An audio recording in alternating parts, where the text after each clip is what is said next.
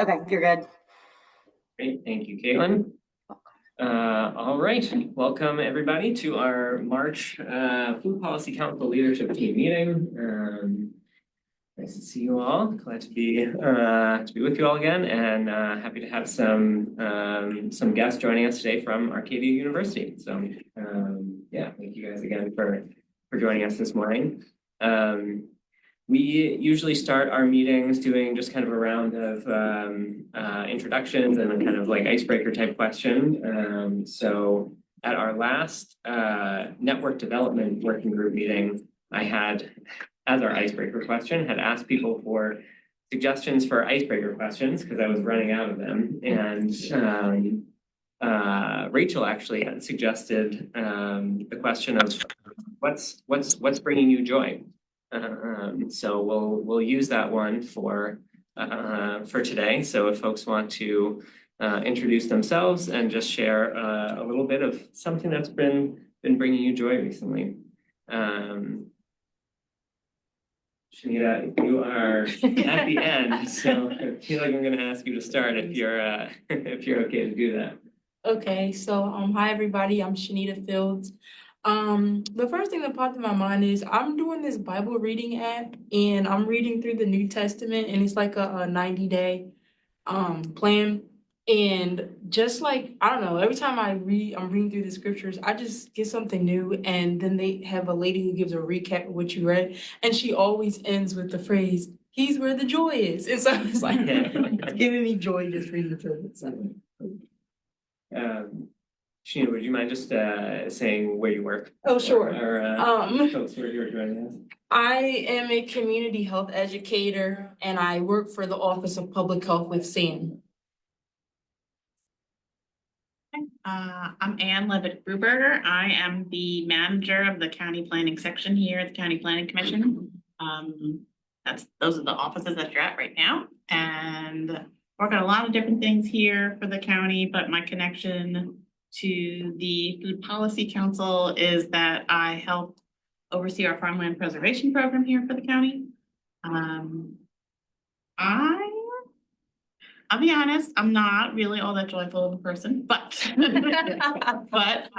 the other day I went to a panel on women in sustainability, and Shanita was on the panel, and you were joyful on the panel, and like the whole panel overall was really nice and inspiring and uplifting. And I am not used to those sorts of events happening in the county building the office building here. And it was a really nice event and nice to see so many people taking inspiration and joy from their work, because it's not, like, I'll be honest, it is not the sort of thing you associate with government employees. So it was honestly a really nice thing to watch. I'm Shannon Isaacs. I'm the executive director of the Montgomery Anti-Hunger Network. We're the backbone agency for Montgomery County for food security. So we're a group of 77 food security organizations, and we do innovation. We test new ideas. We provide emergency food, and we do collaboration work.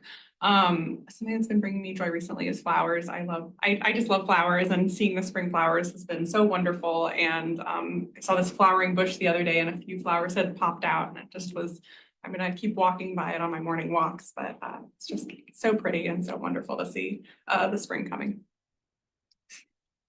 My name is Sam Applefield, Food Policy Coordinator in the Office of Public Health. Something that's been bringing me joy, my 3.5-year-old is really into just like, he's just like really into kind of creative, imaginative play. So like this morning, I was Anna and he was Elsa, and we were playing Frozen.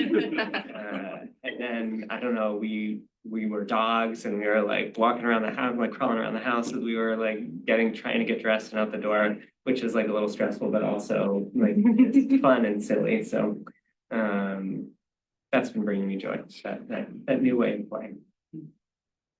So good morning. My name is Vernon Ross, and I'm the pastor of Bethel Community Church of Pottstown. And we have a very active large food pantry here at the church. And I'm going to have to echo Shannon's comments about spring and the flowers. I love flowers. I love, so the fact that the spring is coming and I can start picking flowers and planting flowers, that brings me a lot of joy. I love the outdoors. I'm Nicole Amelia. I'm the food service director at Norristown Area School District. I am a joyful person, so this is a question. This is a tough question for me because a lot of things are bringing me joy. Definitely the flowers. But I think, you know, the kids right now, my own child and then the kids in Norristown are extra hyper right now because it's going to be spring break. So they were extra entertaining yesterday. So they've been bringing me joy. So. I'm Nathan. I'm a grad student at Arcadia, getting a dual master's degree in public health and medical science for a physician assistant, along with them. And baseball season is back, and that gives me joy. I'm a huge baseball guy. Hi, my name is like awesome. What brings me joy is also scripture, and also my dog Leon. Hi, my name is Hansi. Like Nathan said, I'm a grad student in Arcadia doing the dual degree in public health and physician assistant. What brings me joy is I love flowers. I have a whole wall of flowers. But recently, like I cat sitted for my friend, and it's been a while since I had a cat, and so it was so nice. I still find some of her toys around my apartment that I need to bring back, but that's fun. And then my name is Ian. Thank you guys for having us today. So as I mentioned, we're the grad students at Arcadia. I think something that's bringing me joy is knowing that we're about 5 or 6 weeks away from summer and being done with our fall semester. So or spring semester. So very exciting times. Looking forward to it. All right, before we go to the folks online, Christy and Carla, if you guys want to introduce yourselves, and our icebreaker question for this morning is this something that's been bringing you joy recently? I'm Christy Scott and I'm with Montgomery County Office on Aging. And spring is bringing me joy. By other people who say the same thing. My name's Carla Flanagan and I'm the Deputy Chief Program Officer at Share Food Program. Joy would be days like yesterday. And in the process of planning my daughter's engagement party. Congrats. All right, let's go to our folks online. Juliana, if you want to go and then sit there. Sure. Hi, everybody. I'm Juliana Barcelos. I'm the senior manager with the Farm to School program with the Food Trust. And what brings me joy, I mean, weather's like yesterday too, brings me joy. But recently we just got a puppy, so he's been bringing me a lot of joy.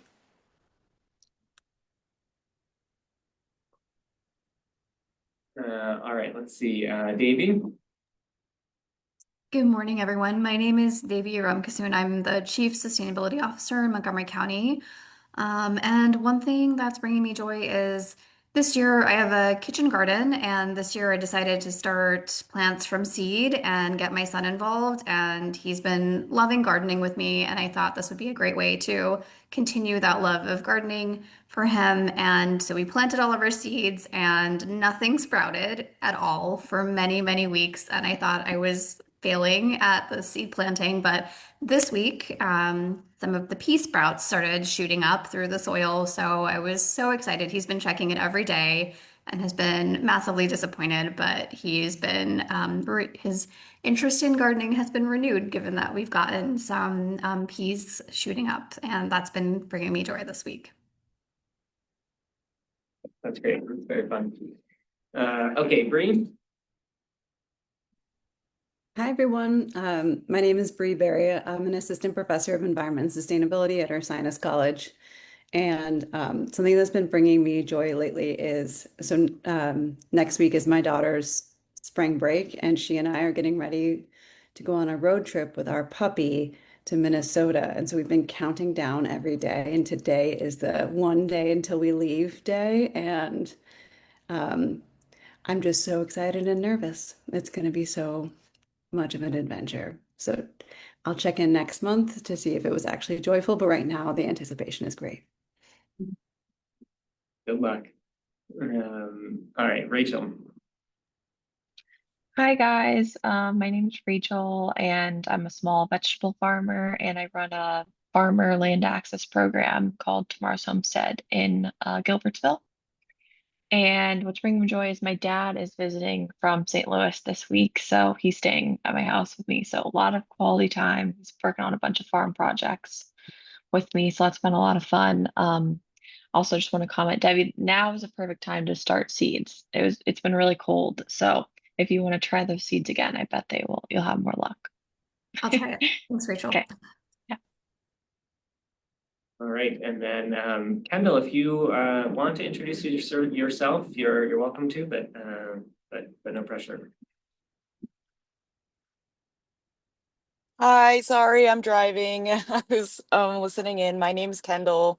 I am also a food service director, but I am an interloper here, I guess. I'm a food service director at two different East Town in Chester County, but I live in Montgomery County. I live in Bryn Mawr, and I thought this would be interesting to sit in on, so I wanted to just listen. Great. Well, thanks so much for being here. Appreciate it. All right. Well, yeah, thanks everyone for sharing things that have been bringing you joy, like lots of seems like lots of family, lots of weather, lots of spring related activities, which is really good to hear. All right, just want to walk quickly through our agenda. So we'll do our public comment, approve our previous meeting minutes, and then some working group updates. We'll do a quick debrief from our general membership meeting that was last week, a week ago today. And yeah, we'll see how many of these other updates we have time, updates and other discussion topics we have time to get to today. So yeah, with that, I'm gonna stop your screen share there and want to turn over to our guests who are visiting from Arcadia to yeah, share any comments that you'd like to. You want to go first? Okay, awesome. So, hello, thank you for having us today. As mentioned, my name is Ian Cantor. We are all students at Arcadia University. 3 of the 4 of us live in Cheltenham Township. The majority of us are actually not. So, wonderful experience kind of learning a new area. Today, I'm kind of speaking on the topic of the agenda, specifically of diverting food waste at pantries. Through kind of all of our shared experience, we have kind of experience in our public health program through research. Some of us has internships at food pantries and kind of just using pantries in general. Kind of seeing that a lot of pantries get a lot of quantities of produce, and a lot of this produce doesn't kind of match the cultural preferences of the community that it's serving. That while nutritious, a lot of these produce kind of ends up getting wasted just because a lot of the community members don't know how to use them or prepare them anyway. So also attending at Arcadia University, we also have a very diverse student population where we've also kind of noticed a similar type deal where, you know, kind of accessing this food isn't always enough. More so that when food is unfamiliar, it generally just becomes unused and kind of goes to waste. So we recognize that you guys kind of already put forth and forward a lot of these culturally aspects in passing out food. So we just wanted to kind of further highlight this as a wonderful opportunity to kind of align food distribution with community needs while also strengthening kind of the existing efforts that you guys are already doing. Kind of the 3 things that we had come up with as a group was kind of further centering the community voice and a lot of the food sourcing and distribution efforts. Reducing the food waste by kind of aligning the current offerings with kind of the cultural kind of community that's kind of taking place. And then also kind of expand the access to culturally relevant nutrition, education, and cooking resources, like how to prepare the food or recipes, stuff like that. So these efforts not only reduce waste, but kind of make the food access more effective and long-term, while also providing a more equitable and sustainable approach in the end. So we're here to encourage the council to continue advancing and kind of keeping the cultural interest in mind. Yeah, thank you guys for your time. Yeah, thanks for sharing those thoughts, those comments. Good. Maybe we should talk through them first. I know you have some other topics that you wanted to bring up as well. But yeah, something we can kind of like have some conversation around those, and then shift to other. So yeah, I guess I don't know. I mean, I'm thinking like Shannon and Carla and Vernon. I don't know if you all have any thoughts or want to share anything about kind of ways in which, you know, your organizations or other organizations that you work with try and you know, solicit input about specific culturally desired foods and kind of waste mitigation efforts. I'll start. One of the things that, so Share Food Program, we're the food bank, we're the lead agency here in the county. One of the things that we do monthly is we receive information from all of our food pantry sites. They have the ability to send us information on what the requests are from the community as it relates to all of the food that they receive from us. So whether it's produce or, you know, dry goods or fresh product, whatever it is, they have the ability every month when they send in their reporting to kind of give us a list of what's being asked for, based off of the clients that they're serving, the community that they serve. And we look at those lists and that's how we procure the items that we send to them. Outside of the government food. So all of our purchasing is based off of what their actual needs are. And we trust that they're hearing directly from the community that they serve. So that's monthly and we try to get those orders in. We also work with our pantry sites as well as like Penn State Extension, I want to say Mercy, but I don't think it's Mercy. It's another health organization.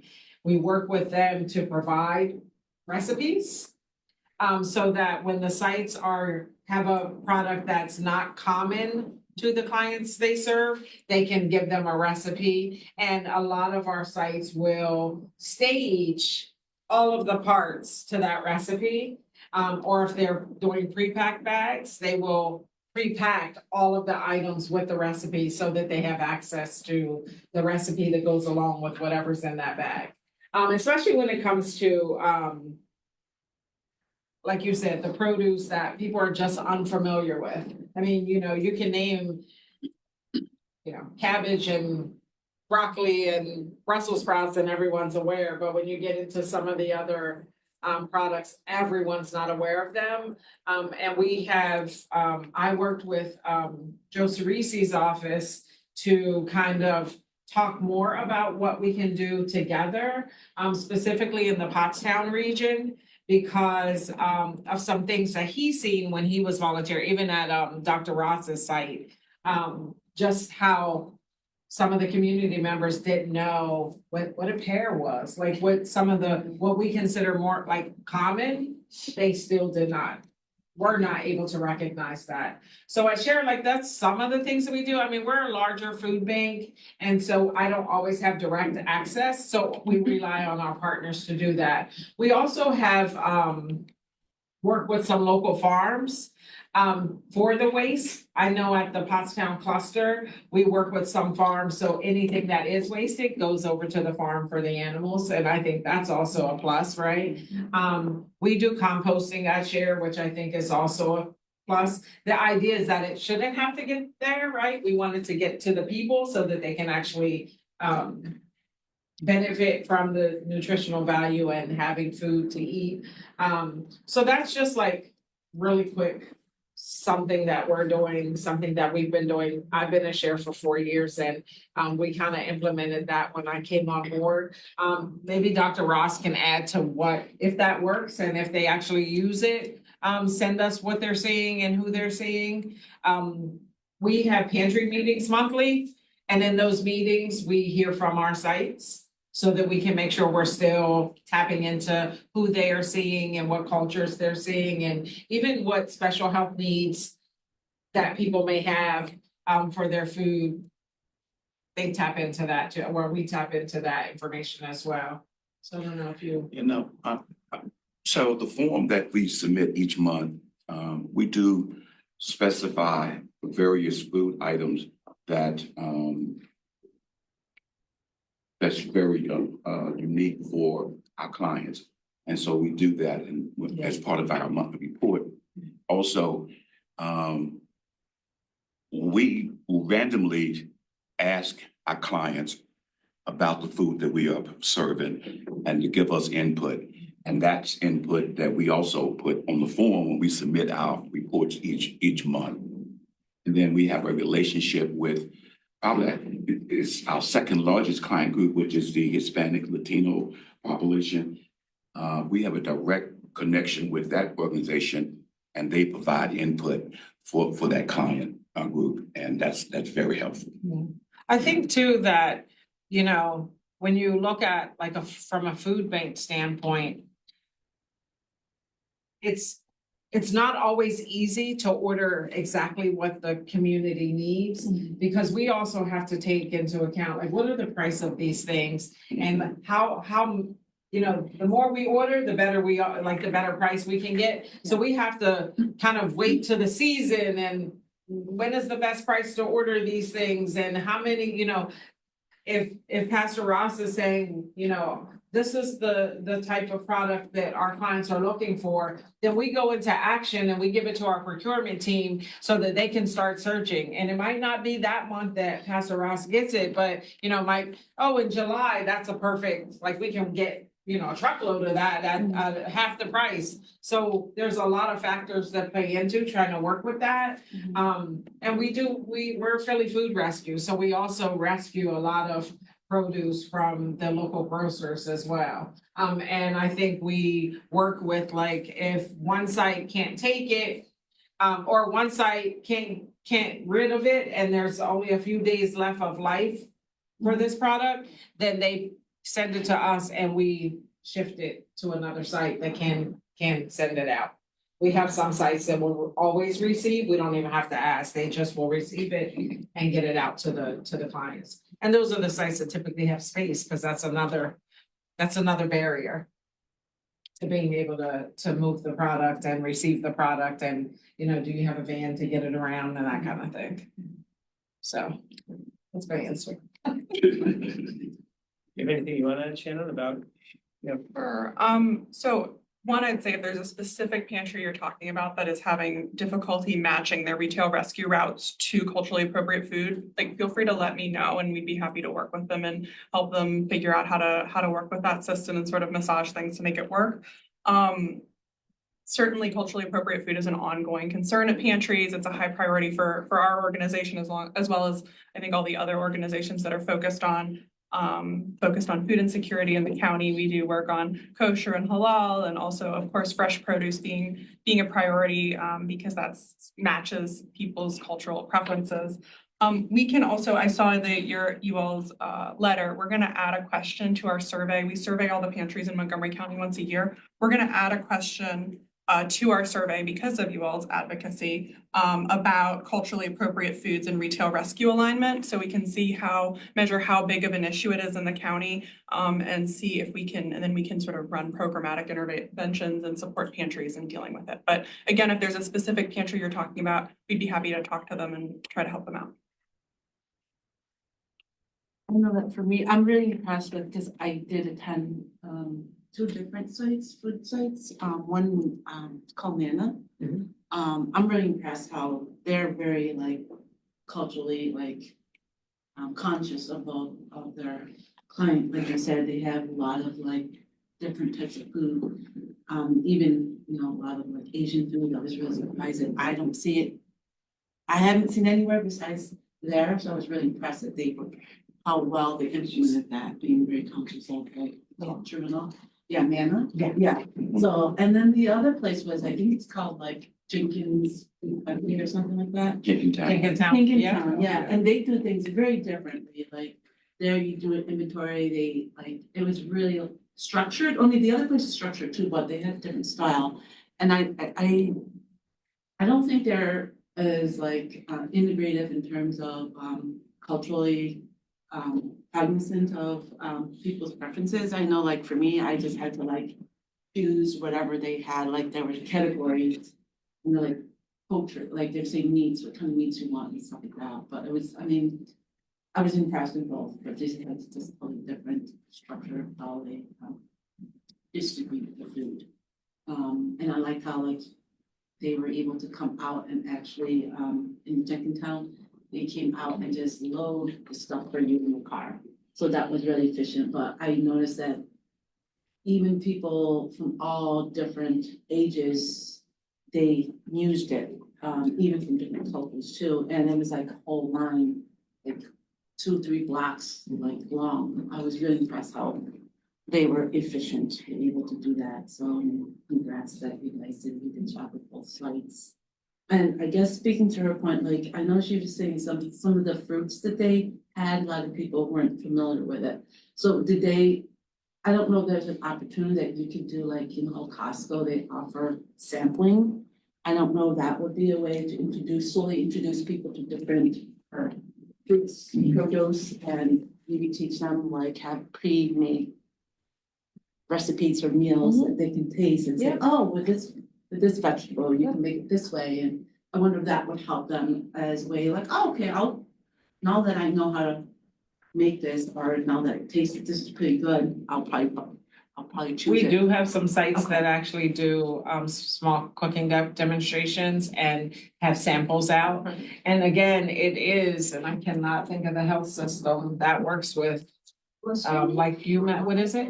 Like, was one of the teachers who does the cooking classes, was her name Hannah? Cause we had like a guest speaker and she said that they would have like a food pantry and they'd run a cooking class where they like kind of tell the members of the community like how to use their produce. I was just curious. It might be, but I know she's been to a couple of the food pantries and one of the health systems sets up samples and they have the product there, and I don't know why their name is escaping me, but they go to UMAC a lot, which is Upper Marion Community Cupboard. And like that right into King of Prussia beyond Bridgeport. Yeah, but that is one of the things that we hope to do more of. As the weather starts to change, it's easier because of space. Typically, it's done on the outside for some of our pantries. A lot of our pantries do outside distributions and the client doesn't even come in. So and a lot of them are drive-through. So that also makes it a little bit difficult, but that's definitely something that we have seen and that they do. And it really successful, so yeah. Yeah, I think as you mentioned, from visiting our two pantries where there were like two very different distribution models, Shannon said there's about 75 different pantries throughout the county, and there aren't 75 different ways that produce is distributed, but there are lots of different ways, and each pantry kind of has their unique circumstances that dictate kind of how they do their distribution. And so kind of as Carla was saying, depending on the space and if it's a drive-through or a walk-through or, like all these different factors that makes it for each individual pantry site kind of, easier or harder to do some of the cooking demonstrations or the samplings and things like that. But that's a colleague of Shanita and myself in the Office of Public Health. Her name is Terry. She's a registered dietitian, one for the county. And she's partnered with, I think, 4 or 5 different pantries to go and do exactly what you're talking about, kind of tastings and kind of education around using some different products. Yeah, I guess just all that to say, there's like a lot of work that is going on, kind of trying to address some of these issues, but certainly there's more work to be done. Yeah. I mean, I think it's a great thing that you guys brought this back up, right? And that we received the information because it allows us to know that, especially for Shannon and I, that, okay, we're on the right track here. Yeah. Where this is definitely a concern. That seems to be the direction that we should be continue heading in as far as, making sure that we're providing the foods that the different communities are wanting and in need of, for sure. So I just say thank you. Yeah, thank you. I just have a clarification question. You mentioned that Montgomery does a survey. I was wondering what the name was and the new question you were adding. So we're the Montco Anti-Hunger Network. So we do an annual survey of pantries. So we're gonna add a question around culturally appropriate food specifically and its relationship to retail rescue. I think it's an interesting space to look at, especially now because there have been so many well, you all are public health students, so you do some public policy stuff. The federal cuts and have had a huge impact on food pantries' ability to provide culturally appropriate foods, as well as sort of the state pauses, because sort of the spaces where food pantries could order directly has been reduced. And also sort of just general food access has been somewhat reduced, which has paid a really large impact on the system as a whole. Great. Well, you guys have had some other comments as well. I think one other you want to share too, right? I'm not as eloquent as Ian, so I have to read off my take up here. So my name is Al Kedavong, and I'm a resident of Upper Moreland Township. First and foremost, thank you, Council, for your continued leadership on food security in Montgomery County. Food insecurity is an issue that deeply matters to us. So we wanted to respectfully offer two recommendations. The first would be maybe to prioritize prepared meal recovery, expanding programs like Montgomery County Community College Food Recovery Initiative that transform surplus food into ready-to-eat meals. Ready-to-eat meals would make food access more immediate, practical, and equitable for students like myself. We have very busy schedules, and sometimes we don't have full kitchen. So we don't really are able to cook like raw ingredients. And then second, supporting like funds that would go into like campus-based refrigeration or storage would allow for safe and flexible access to prepared meals throughout the day, especially for students with non-traditional schedules. By focusing on not just food availability, but also on accessibility and usability, the council could better meet the students where they're at and make meaningful impact on food insecurity among students. Thank you for your time and for your commitment to the healthier, hunger-free Montgomery County. So that is our other comment. Yeah, thanks so much. So I feel like similarly, might turn it over to you. I know Carla to step out to speak specifically maybe about the prepared meals and recovery. I did want to just say one thing about the refrigeration on campus. There's a state program called the Pennsylvania Hunger Free Campus. I don't know, program or initiative, or I don't know. I don't remember exactly the name of it, but they provide grants and funding for universities to be able to purchase food and equipment to address food security on campuses. So that is one. I don't know for sure whether Arcadia is a participant in it, but it would be worth looking into, and it's a good potential funding source. And then also, the county for the last few years has worked with the Montco Anti-Hunger Network to distribute. It's been $500,000 for pantries to purchase food. And this past year, based on feedback from the pantries from the Mon Network, we decided to allocate 10% of that funding for refrigeration, just knowing that was a need that a lot of pantries had. And so again, through Mon kind of asked if pantries were interested in that, and I know the pantry at Arcadia was one that said they were and took advantage of that, so we were able to help get a new fridge on there. So just one example of trying to be able to address that second concerning phase. I saw Bree, did you have your hand up there? We're gonna chime in.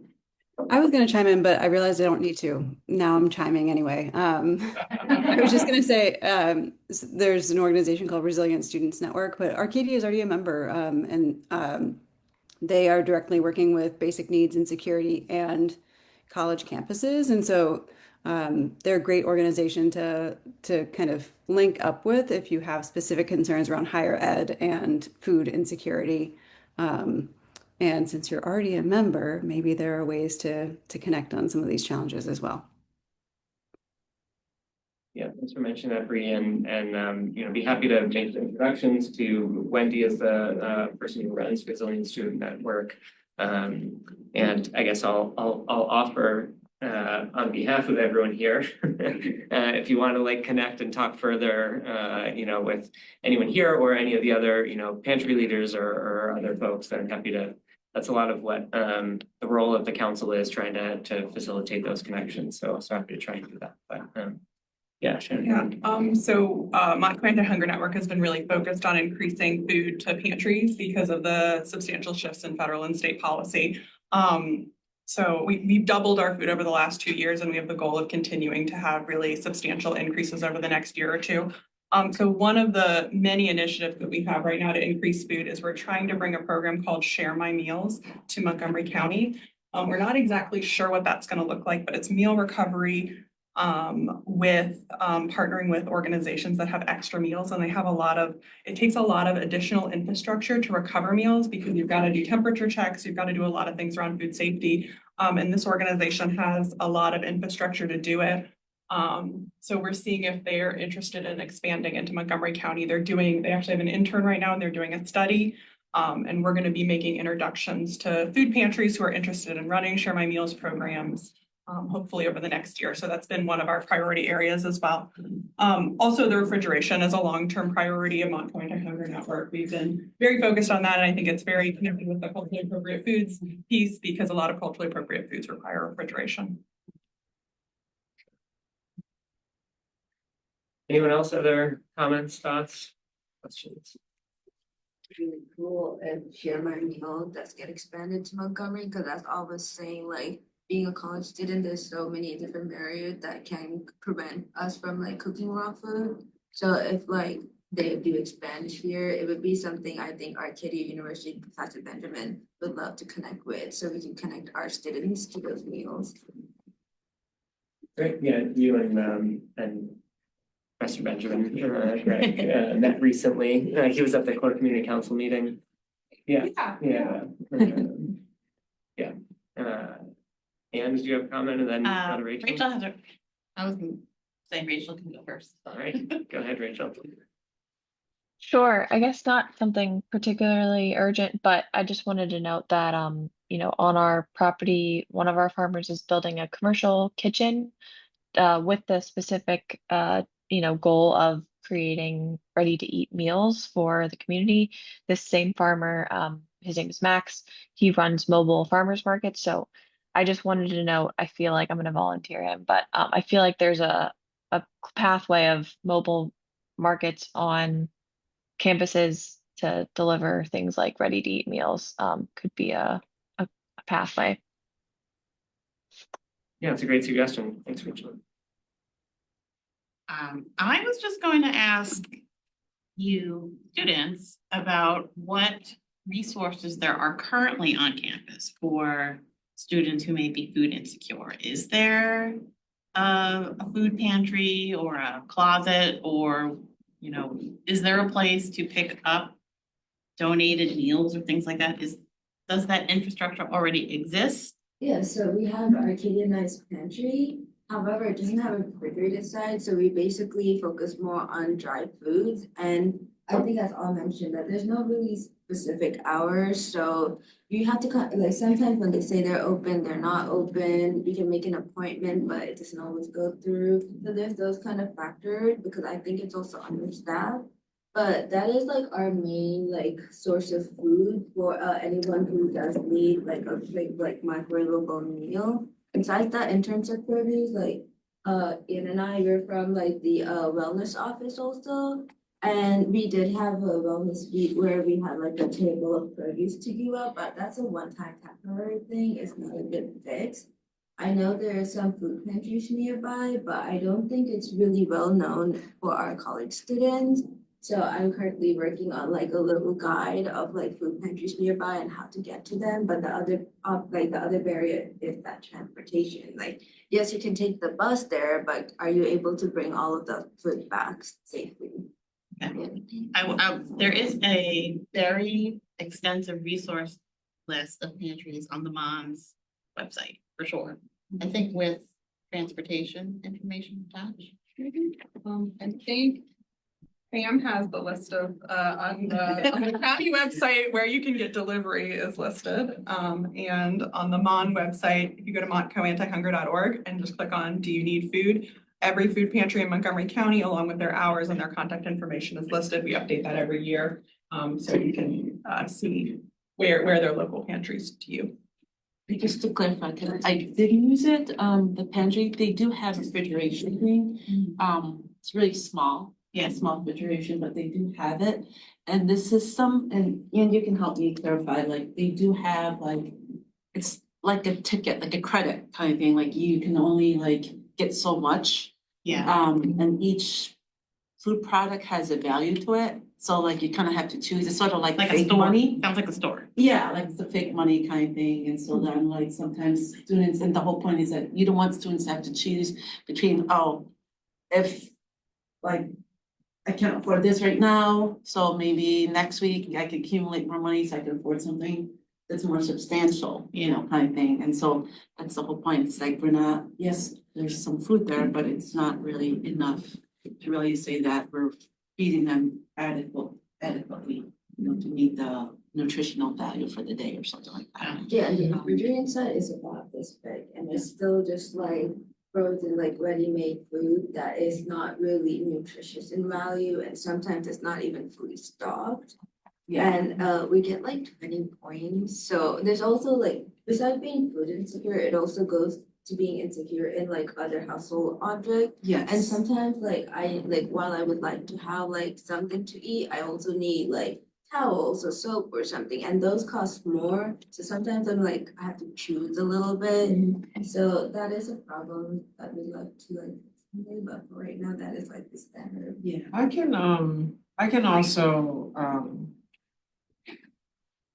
one of the things, two things. We can give you a share for those, there's about 38 pantries that are in our share network. Those pantries are listed on our website. It's very similar to what Shannon said, like all the information. However, we have fine food cards that have a QR code and a phone number where if you give the student those cards, they can just click on it, get all the information about the pantries, where they're at, where they're located, address, times, all the things. And they can call because a lot of them do offer can get volunteer deliveries to the student. But if you guys give me a call, send me an email from the Wellness Center, we can just kind of meet and see where else Share can help. We get a lot of donated product that are the easy top, the quick stuff that's not necessarily filled with great nutrients, but it's food, like the Easy Mac and the quick meals. And we do get some of the can't think of the brand, but like those meals, it's like beef stew and the Stofers, and then there's another one, they're like shaped like this. Like I could see them in the bottom. Type of thing. Yeah, they're like soup meals, like beef stew, and anyway, we get a lot of donated product. We would not have a problem with like making sure that we can provide your pantry with more of what the students can could use, and like easy microwavable things. So maybe I have a card. It's rare, but maybe. I'll give you that, and we can set up some time to just chat and, work some things out, figure some things out to help you guys. I just had an idea when Carla was talking about the fine food cards. You said, is it a QR code? Yeah. So maybe you could, because you guys said sometimes, I'm assuming people are showing up and realize, oh, the pantry's not open. Yes. So maybe one of those fine cards, you could get it blown up, like a QR code that's on the outside of the door or whatever. So when people come and they say, okay, it's closed, but I still, because maybe they haven't received the physical card, but it's on the wall, so Yeah, they can know at that's all great. times. Okay, great. And is that something like be printed out that you guys can Yeah, provide us? so like Okay. the QR, like you can put it on the flyer and just Yeah. hang it on the door. You can hang it like throughout the college, like on the different bulletin boards and that way. And even, I would suggest putting some cards on those bulletin boards as well, that they can take, tuck in their pocket and keep moving. But yeah, I can drop those off, I can mail them to you guys, whatever, and get you some of them, but I think that's a great idea. So when you go there and it's closed, you still have, some resources to go to. Great. Can I ask some more questions? Yeah, sure. What's the process of students, like if they have a need, how do they get service? Like, do you have to fill out an application for this? And then when you were talking about the points, is everyone awarded the same amount of points and like, how does that work? Yeah. Yeah. So I think all undergrad, graduate students, so pretty much the whole campus has access to the pantry, and I think everyone has 20 points, which, depending on what the food is, like generally produce is 2 or 3 points, generally your more prepared meals are 4 points, so everyone has 20 points every week, and then it resets. Okay, so 20 points a week. Yes. And all the items are different points, but the toiletries are a few more points. Yes. Okay. Yes. Thank you. And we fill out, like, we have to scan a QR code or something to check in, and we mark down what, like, basically calculate what products we got, and it like specify, oh, did you get produce, did you get like treats, something like that. And I think at the very bottom, it asks you what you would like, so you can have the option of adding whatever you want to see, but I never tried it, so I can't really say if it actually follows through or not. Well, thank you all for, again, for coming, sharing your thoughts, your ideas, suggestions, and also some more about kind of how the pantry system and kind of other things on your campus work there. And yeah, again, happy to help facilitate the connections with Carla, with Shannon, with Wendy at Resilient Students Network. So we can follow up and help, hopefully try and work through some of these things going forward. All right, let's move on in our agenda here. We're gonna go to approving our February meeting minutes. I'm gonna share my screen again. Just pull those up quickly here. Here we go. So yeah, last time we did our working group updates. And we had, after our core community council. Oh, sorry, I'm late. Hey, no, that's okay. Welcome. It's nice to see you again. Yeah, here, can move this chair with you and can join us.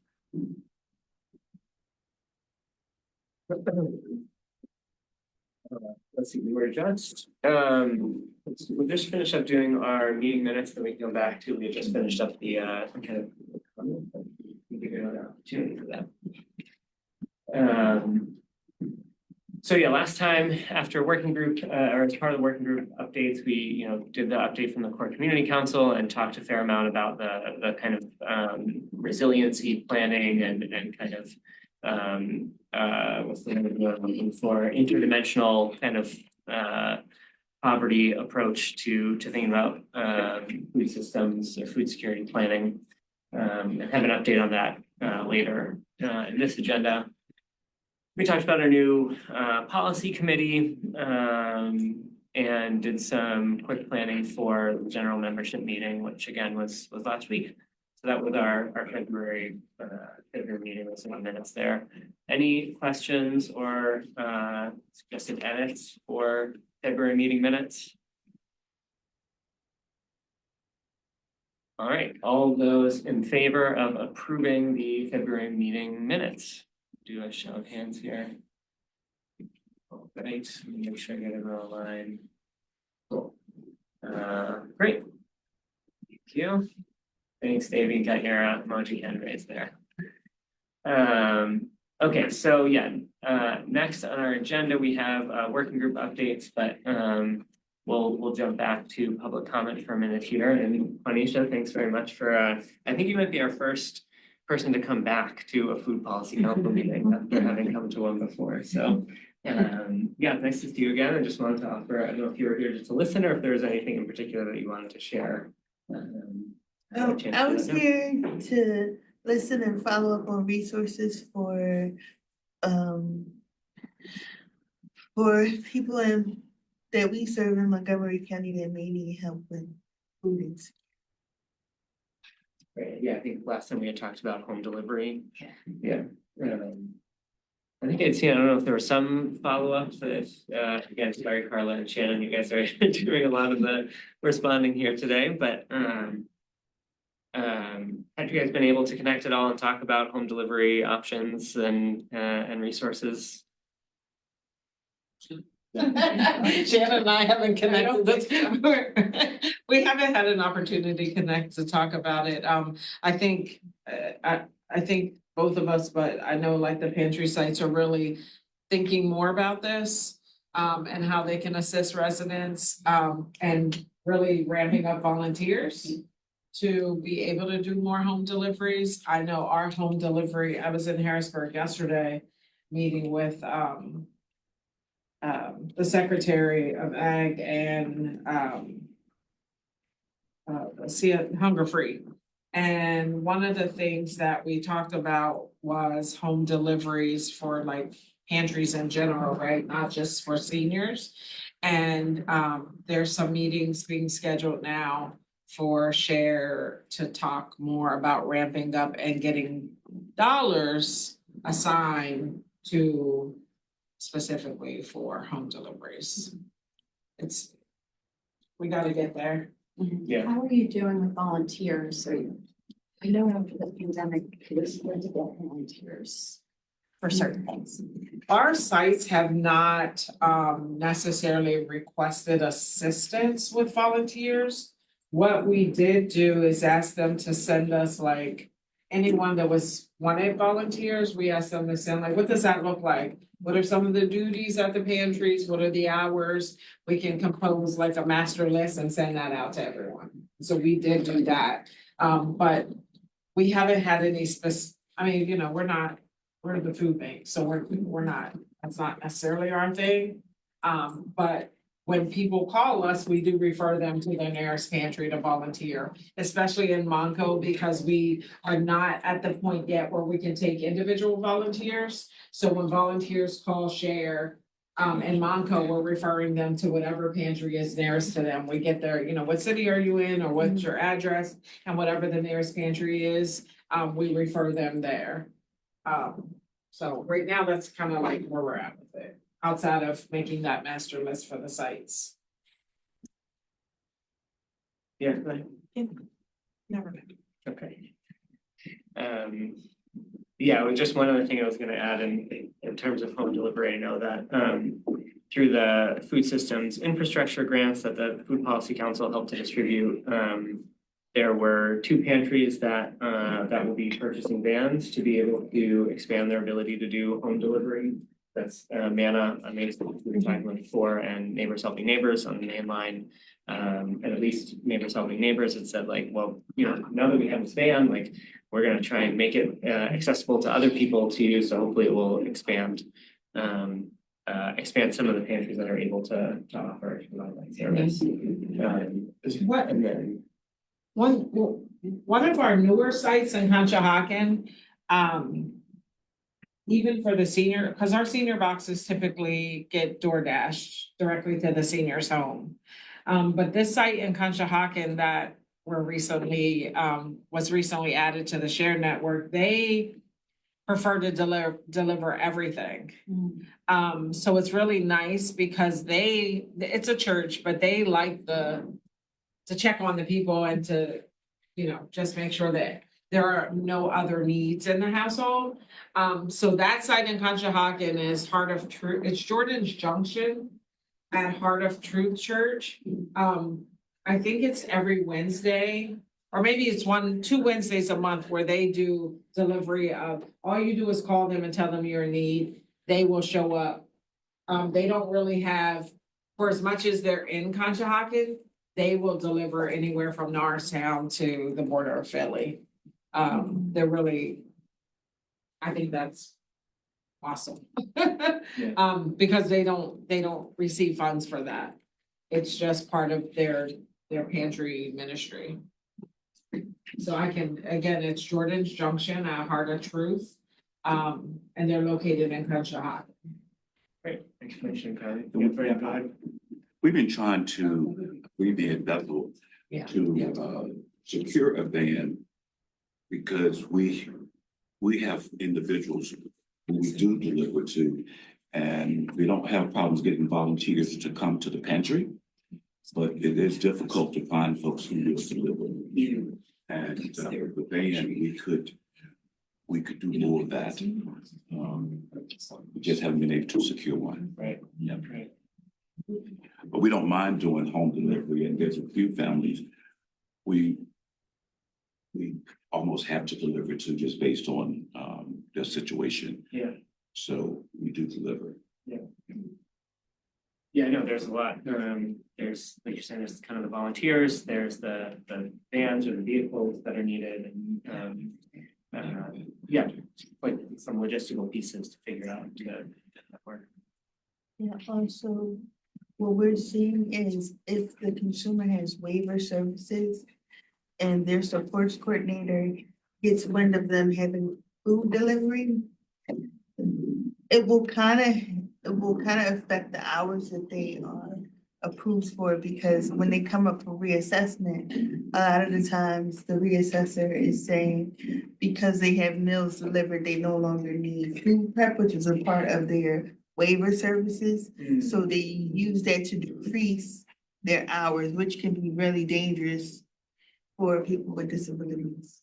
It's interesting you said that because we do a lot with the waiver programs. Like we assess for the waiver program, I should say. And what we're getting is a lot of people getting cut off their Meals on Wheels through the waiver program and then calling our office. Now, once they're open with waiver, they wouldn't be eligible for our meals because they're already getting funding.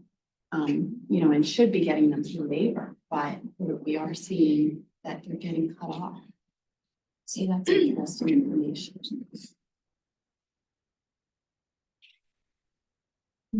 Well, thanks for coming back and following up and bringing that back to our attention. Yeah, maybe that's something we can talk. I don't know enough about how the waiver program works myself, but with Christy and maybe others within HHS. I was just saying, I don't know enough about how the waiver program works, but be curious to follow up with you and talk with others within HHS to try and figure out how to address some of these issues that are coming up through it. Yeah. All right. I just have one more question. Sure. Do you all know if students are applying for or receiving any state benefits like the SNAP program? I know for me, I'm getting help because not the food program, but like health insurance. Right. But they never, I assume that because they didn't recommend it or offer it, that I wouldn't qualify for it. But again, I qualified for medical services like coverage, but not, they didn't provide any SNAP or anything like that. I just assume I didn't qualify. But again, I noticed like through our readings and stuff like that, like a lot of college students don't know that they qualify for these things. So Everyone should apply. Okay. It's better to be told no. Because if it's $50, if it's the famous $24, if it's, $100 and it was $197 for single individuals that met the income requirements, but I would make that a thing where everyone applies. Anyone that comes to that pantry or is in need or using their points, they should apply. We can also see if we can get someone to do an education or presentation through maybe your department and give them those resources, but they should apply. You should apply. Because I don't know how complicated it was, because I know for me, for my medical coverage, it was really complicated. I had to provide a lot of documentations. And so, yeah, and we're both all out of state. So again, I don't know what are the requirements for here to prove to get SNAP. Like, I don't know if you need to be a resident for a year in order to be considered a resident. You know, so I know for us, we're all out of state, so, you know, I don't know. if But I'm- you spend most of your year here because you're in school, right? Yes, Yep, so, then yeah, I don't know if that, yeah, You would qualify okay.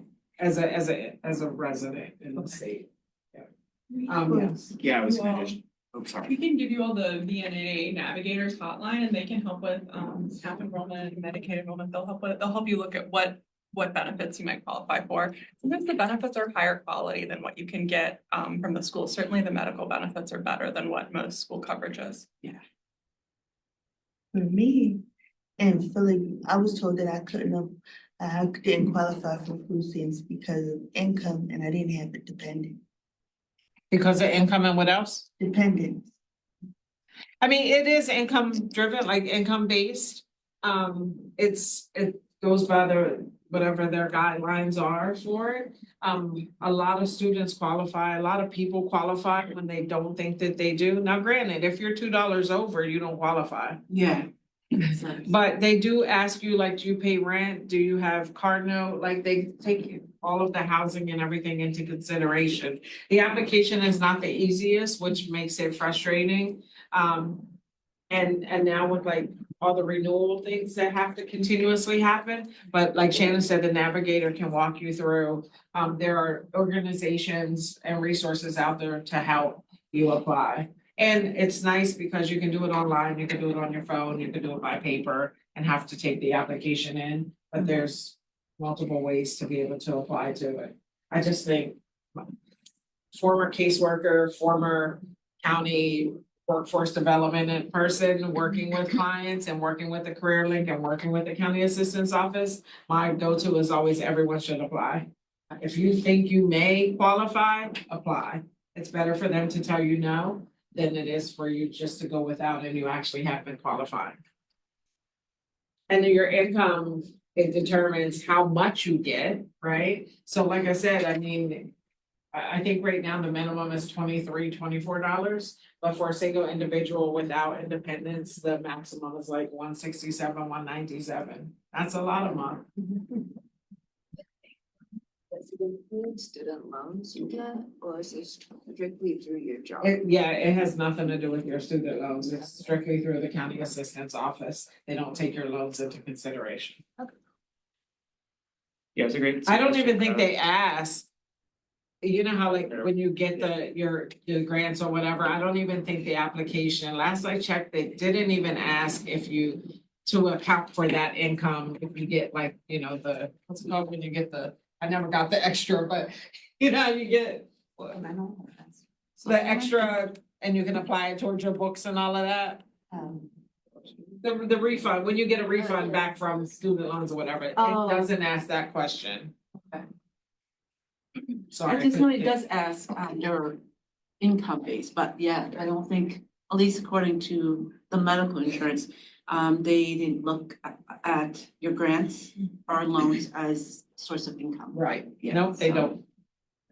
Yeah, as Shannon mentioned, VNA is, there are a few other providers, but, AdCom does it too. yeah, exactly, but they can help walk through the application process and answer any of those questions, so. Yeah, that's a good suggestion. All right, let's just jumping back to our agenda. We've got about 20 minutes left, so we'll get through a few of these things here, and some of them can be pretty quick. So I'm gonna do the working group updates.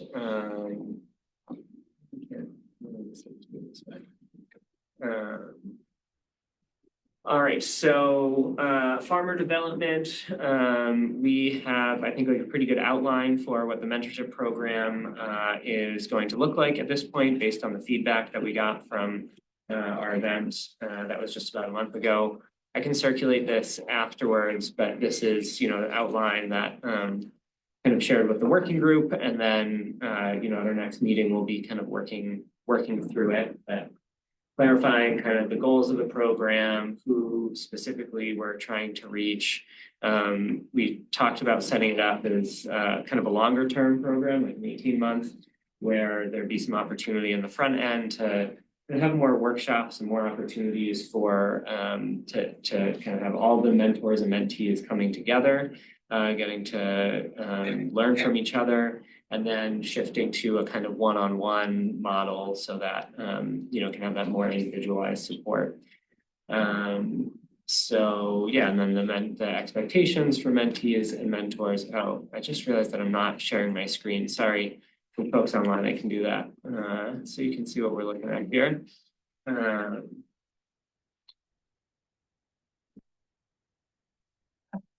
Thank you.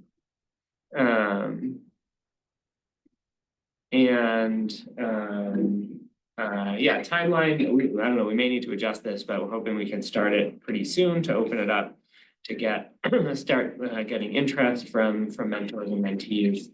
And then, it actually start kind of convening and doing things towards the summer and fall. So, some questions, some things to figure out, but yeah, it's exciting to see that taking more shape, coming together a bit more. So I don't know, Rachel, if you have anything you want to add about where we are with that? No, I guess just for the guests in the room, some little bit of context is this is a program for beginning farmers, either in the county or outside of the, local beginning farmers to be paired up with a experienced farmer, and have like support around that mentorship pairing. So yeah, we've had a great info session with a lot of local farmers and a lot of local like farmer assistance organizations. So we've made a consistent effort to um get community feedback on this. So Yeah, thanks. yeah. Any questions? All right, we go to food security educational campaign. Let's see, our last meeting there, we reviewed some of the draft materials that were put together. We're working through making updates and the kind of thing that when you start looking at a draft of like a simple flyer, it like brings up bigger questions, which were good to talk through. But yeah, I think our next meeting will be coming back to the questions of timeline and evaluation. So yeah, then next update, hopefully we'll have a clearer sense of the trajectory for that campaign, which is the timeline for how it's going to come together and when it's going to start. But that continues to be moving along, and I think that kind of related to some of the conversation we were just having about like volunteers for home delivery or other things like that. I think the campaign can be a good way to engage and mobilize people to get involved with that stuff. So yeah, and then last working group update, network development. Our resource guide is still up and running, having some folks continue to add to it. Some folks besides me are continuing to add to it, which is good. I'm also, I finally put together a draft of a like a little postcard flyer thing that just links directly to that. So for example, at our general membership meeting, it came up and I was like, oh yeah, if I had these little postcards, people were asking like, how do we access the resource guide? And it'd be great to be able to hand them out. So should have those soon, which hopefully will help just encourage more people to check it out. And then our kind of other project coming out of that group is our lunch and learn food systems conversations. And so Rachel and Jahan and Naomi have been taking the lead on setting those up. Just as a reminder, they're kind of casual, lightly facilitated conversations on different topics related to the food system. So we're going to try our first one of these out is going to be April 24th, I think is the first day. It's like we're calling it like a lunch and learn, and the topic similar to what we talked about this morning is about strategies for reducing food waste. So I think Rachel just sent the invite out to a handful of folks, and you know, we'll be continuing to promote that through the newsletter and things like that. But it'll be a new, you know, experiment, and we'll see how it goes. Hopefully we'll have some good participation and conversation, but we'll see again what that looks like in about a month. So any questions or thoughts on any of the working group updates?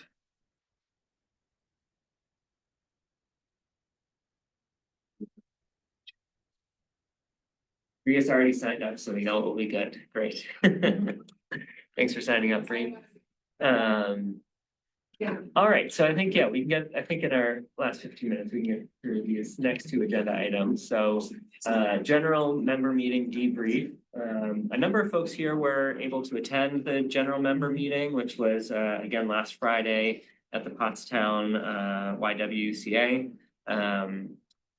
There were about 40 people who attended, which was great. Yeah, it was really good attendance. This one was the collaboration between the Food Policy Council and the Pottstown Area Food Collaborative. So gave Food Policy Council updates. Bree gave kind of an overview of the collaborative, had some discussion about their values. And then Representative Joe Cerisi joined. He talked for a little while about just kind of his passion and interest in, again, similar to our conversation earlier, kind of nutrition education, culinary education. He talked as well about a new bill that he's introducing that would, I don't know if it's promote or encourage or require from scratch cooking in school kitchens. So I don't know if you're plugged into that. Yeah. So yeah, so he spoke for a while and did some Q&A, which was nice. And then yeah, and then there was just some time for, we did some kind of networking and breakout groups, essentially networking and discussion and breakout groups. So people stuck around for, I don't know, like a half hour after the meeting ended because they were really enjoying chatting. So I think that was a good sign. But yeah, anyone else who was there want to share any feedback, you know, either impressions or suggestions for next time, anything like that? Yeah, I thought it was really great. I think having a Pottstown focused, you know, a lot of conversations was just a, you know, interesting way. Obviously, we were engaging with new folks that we don't typically see at the general membership meeting, but it just, you know, I'm curious if more of these you know, county or, you know, hyper local meetings make more sense because I thought it just brought a lot more folks actually in that community. So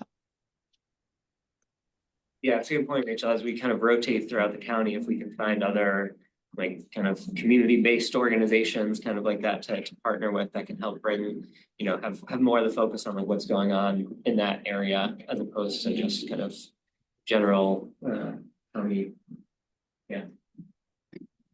Bree, did you want to add something? Yeah, I just wanted to say I really liked the collaboration. I thought that was really cool. And there was just so much energy in the room, and that was really exciting.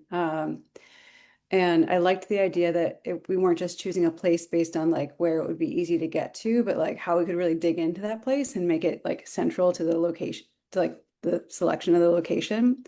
And I think that's a neat idea to like say, not only are we going to convene our membership, but also like how could we maybe learn about what's happening in that very localized food system there and kind of share that around with folks too. So I thought that was really cool. And I think it was a really smart idea to put that collaboration together, Sam. So kudos. Thanks. It was really just a convenience of timing that then like, you know, made it kind of come together.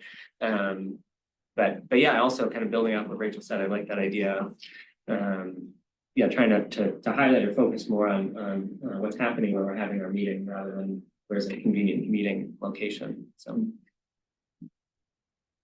anyone else who was there want to offer any feedback, or folks who weren't there have questions, thoughts? I think the collaborative does a lot of work in Pottstown. And I think that you know, like you said, it was just really smart to just partner with them. Brought out a lot of people. I agree with Bree. There was a lot of energy in the room around this one topic of food, and looking forward to just more of that. There was a lot of great conversation happening in the room. And then gave everyone a chance to meet some people that they might not. Either they see them in meetings and never had the conversation. I think that happens a lot, like you show up at the same meeting several times, but the networking at that event was really good, Sam. Yeah, ditto. I met people who I didn't even know were in the food space. And the energy was very, very good. I think the food helped. I mean, the wine. The spread was amazing. Yeah, the wine goes to the meeting and said like, oh yeah, we can provide some They refreshments did or whatever. awesome. It's just like beautiful spread. So. Charcuterie, amazing spread. It was really nice. And then like the fresh juice and mimosa style minus alcohol. Right. It was nice. She did a great job. Did a really good job. Yeah. But their space is nice.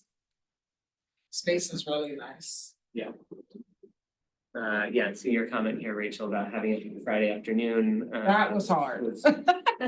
Yeah, I think it's kind of a double edged. I think like it may have been helpful in some ways, as you were saying, people were ready to mingle and were more laid back, but also I think it, may have also been harder for other people to come out on a Friday afternoon. Friday afternoons are hard. Yeah. It's my wrap up time. Right. All right, well, speaking of wrap up time, I want to make sure we get to the resiliency planning follow-up before we do wrap this meeting up. So again, last time we talked a lot about kind of how do we think beyond just food security and food systems as we're thinking about resiliency planning, and how does that connect to other potential cuts to other potential safety net programs, and how do we think holistically about that? So, I think as I said some during that meeting, that's that's kind of getting beyond the scope of the Food Policy Council, but I can bring that back to kind of other folks in HHS who can think more about that. And so the new HHS director, Dr. Pat McKernan, she's going to join our next. I was hoping she was going to be able to come today, but the time it didn't work out. So she's going to join our next meeting at the end of April to talk through this a little bit more. I think that some of the initial reaction when I brought this up was like, oh well, like within Office of Public Health and within NHHS, like we do a lot of planning and preparing and thinking about how to respond. Certainly when the new administration came in last year, there was a lot of contingency planning and looking at different funding streams and again planning for what if this one goes away or that one goes away. There's still kind of active trainings that within again public health or more broadly. For example, around like emergency communications and how to kind of respond in a crisis. So there's a lot of that stuff that is already happening. But I wanted to, in a few minutes, see if we could kind of distill specific questions that we want to ask Pat when she comes here next month. And we can give her those ahead of time so she's prepared to kind of speak to the most direct questions that we have, I guess. So does anyone feel like they have I don't know, not that you need to, articulate the question perfectly right now, but feel like have a clear and distinct question that you would want to ask and have kind of addressed around these topics. She's the director of the Montgomery County Office of Department of Health and Human Services. So he oversees the Office of Public Health, the Office of Aging Services, Office of Children and Youth, Office, so that's in terms of this kind of cross sector planning, like she's the one who's overseeing kind of all the different offices within HHS.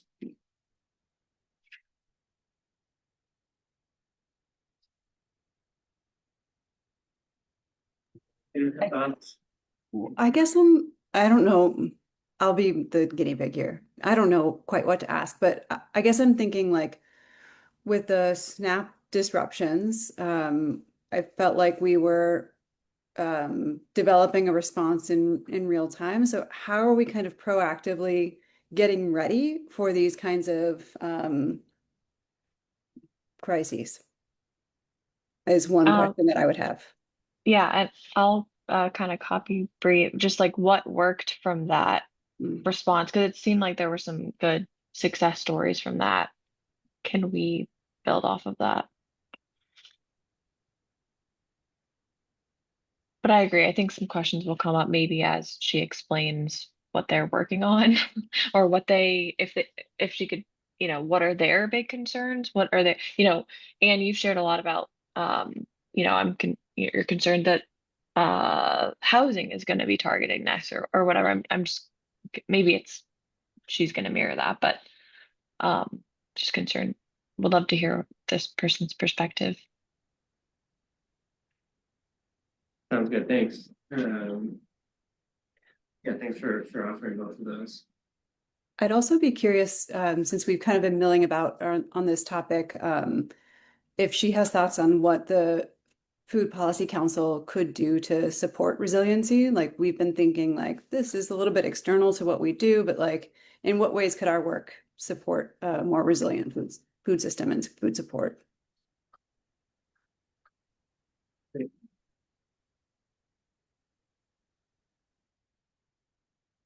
All right, any other thoughts on that?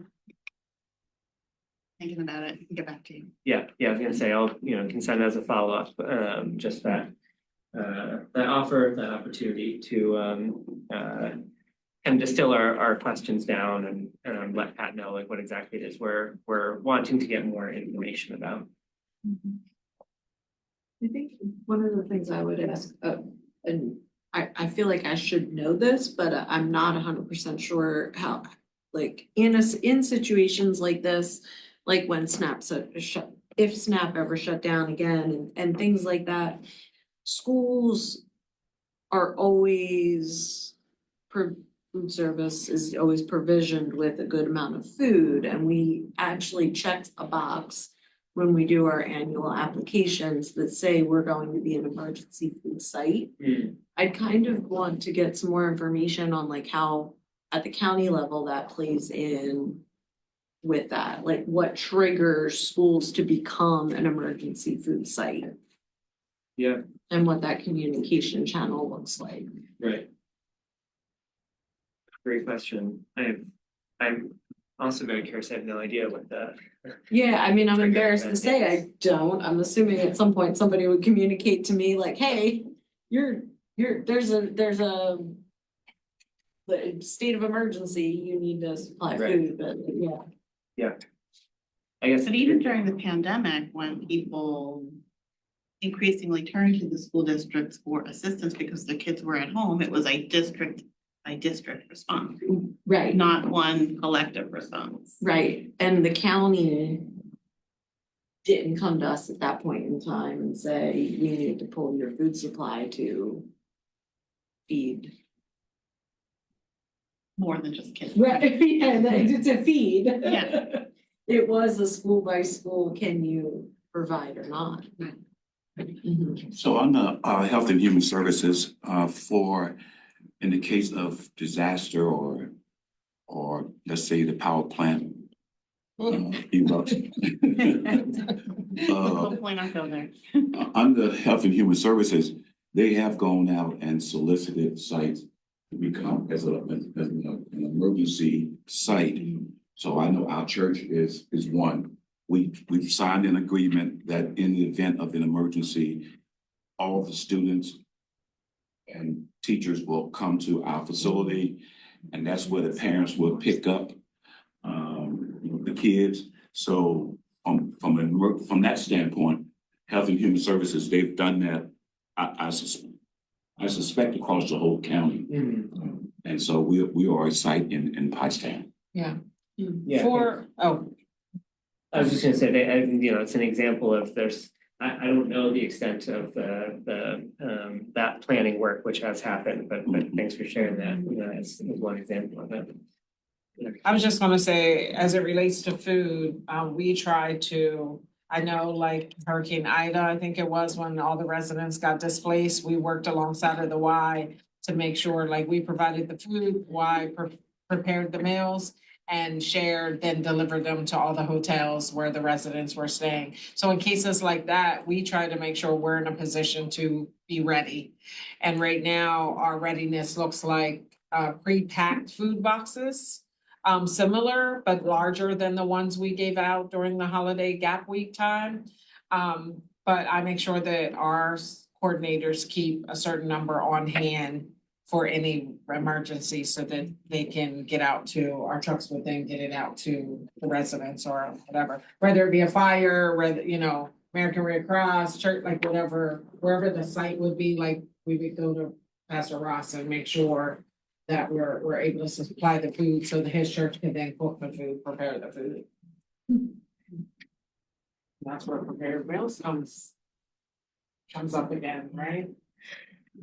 All right, well, we are at time here. I'm just gonna do a few quick announcements to wrap us up.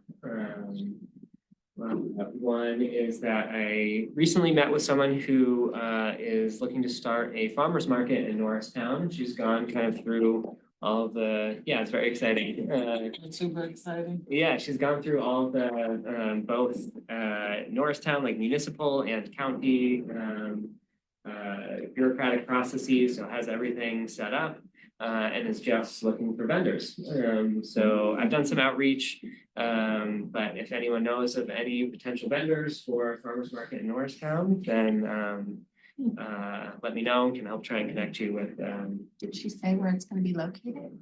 yeah, it's a church parking lot. I can't remember. It's not far from the DCOP Center building, but I can't remember the exact address. That's great. Yeah. That'll help with this year. So yeah, happy to connect you with Davida is her name. If again anyone has any ideas for Davida Hunter, yeah.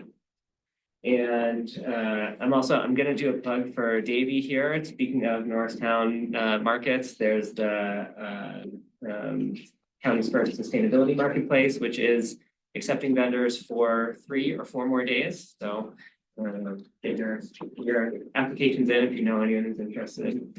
Did you have anything else you're gonna add to that, Davy? Yeah, thanks so much, Sam. I put the link in the chat for anybody who's online, but I would appreciate if you could also share that around with any notes that come out. So we're looking for any vendors that are, you know, running local farms, providing any food to the attendees of the marketplace, and we're kind of centering themes around localism, waste reduction, kind of supporting local communities, etc. So if you know of any businesses or organizations that are working around some of those themes, please encourage them to apply, even if they need a little bit more time after the 31st. Happy to work with them and be flexible there. So yeah, if you have any questions, please send them my way as well. And it's open to the public, so anybody here can just attend as the attendee. And we'd love to have all the students from Arcadia join us as well if you all are interested in another trip to Norristown on Earth Day. It sounds good. And then so last announcement I have is for everyone except for Davy and Nicole and Vernon. Yeah, everyone else on the leadership team, your term will be expiring at the end of August. And so when last time we added new folks to the leadership team, it took a long time to go through that whole process. So I know we're still only in March, but going to be sending a follow-up to ask, you know, folks if you're interested in renewing your term for another, at this point, it would be a 2-year term, or if not, so we can start the process of bringing, you know, soliciting applications or for internal county folks, getting other kind of people appointed to those roles. So yeah, just wanted to give folks a heads up. I'll be sending an email out about that. Does anyone have any other announcements, things they want to share before we wrap up here?